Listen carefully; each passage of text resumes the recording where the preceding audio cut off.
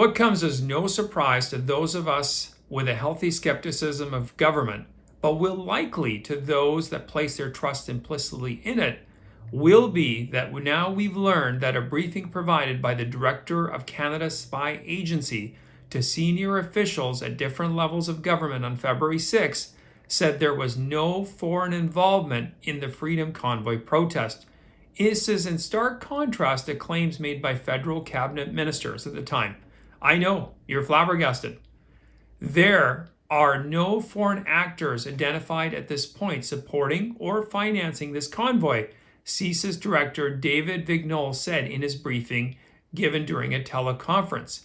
CSIS has also not seen any foreign money coming from other states to support this. The CSIS Director mentioned that Canada's Financial Intelligence Agency, FINTRAC, and banks were involved in the work to track money and support the assessment about the absence of foreign involvement.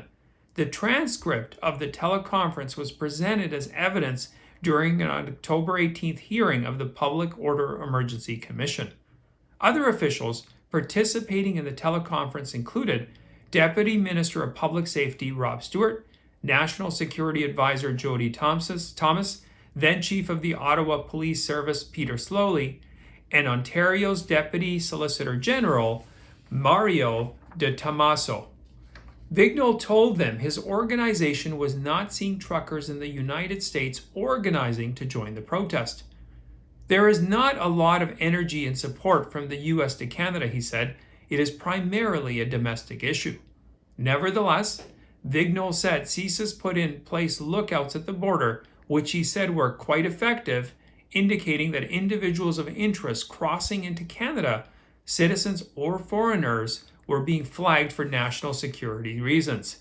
Vignol touched upon the potential for violence in his briefing, noting the presence of hardened elements from other causes.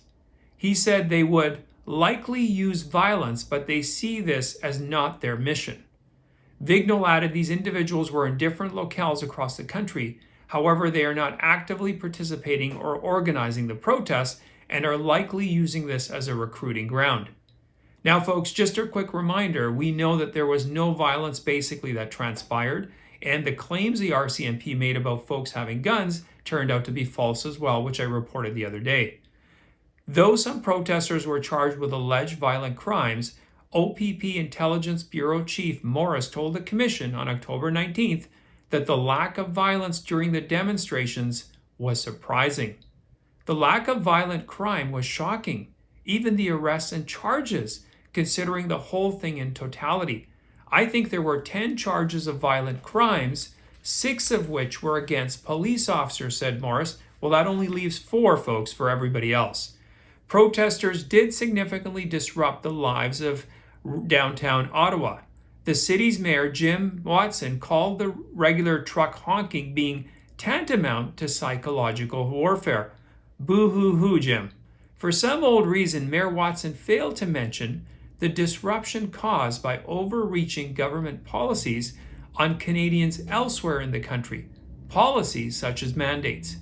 Now, of course, Ottawa is a government town, primarily made of government employees, so the lack of empathy for anyone else, not surprising. Given February was a lifetime away, let me remind you what several Liberal cabinet ministers had to say about a foreign dimension surrounding the Freedom Convoy at the time. We all need to be seized with the landscape as it exists around foreign interference and any funds that may be used to undermine public safety. Public Safety Minister Marco Mendicino said in the House of Commons on February 8th. Mendicino at the time was commenting on the issue of fundraising by the Freedom Convoy. Now, the initial fundraiser through the crowdfunding model GoFundMe raised millions of dollars in a short time, and Ottawa city officials provided information to the company which it used to justify the suspension of the fundraiser. The source of funds was not nefarious, testified GoFundMe President Juan Benitez before the Commons Public Safety Committee on March 3rd, and 88% of funds originated from Canada, not foreigners. The Liberal government invoked the Emergencies Act on February 14th, and 2 days later, Minister of Emergency Preparedness Bill Blair called the cross-country protests and blockades a largely foreign-funded, targeted, and coordinated attack. Of course, Minister Blair was a little light on the specifics of exactly which dastardly foreign actors were masterminding this attack on the empire. Today, it's October 21st, and you won't believe it, but the Liberal government has yet to independently substantiate its claims of foreign influence or funding. Provide a little thing called evidence. Its explanation for invoking the act contained in its Section 58 document mentions a CBC report on the hacking of the GiveSendGo website. Who needs CSIS when you got CBC, right? According to the Canadian Broadcasting Corporation's February 14, 2022 analysis of the data, 55.7% of the 92,844 donations made public were made by donors in the US, compared to 39% of donors located in Canada, says the document.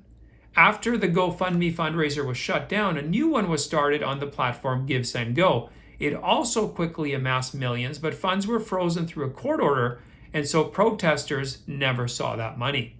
GiveSendGo's co-founder, Jacob Wells, told the Commission Public Safety Committee on March 3rd that roughly 60% of donations on the platform came from Canada and 37% from the United States. Well, that's not what the intelligence agency, the CBC, reported. But who can blame them? After all, anyone can make a mistake when they're so overworked.